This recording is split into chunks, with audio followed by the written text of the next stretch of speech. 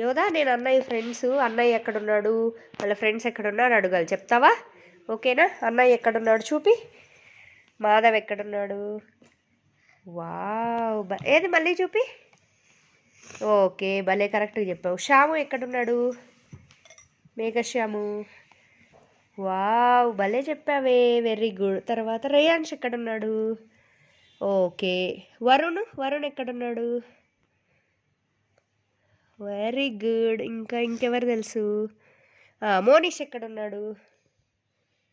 Okay. ఇంకెవరు తెలుసు? రిత్విక తెలుసా నీకు? రిత్విక రోజు ఆంటీ మాట్లాడుతుంది కదా, రిత్విక. మోక్షిత్ తెలియదులే, గమ్ము.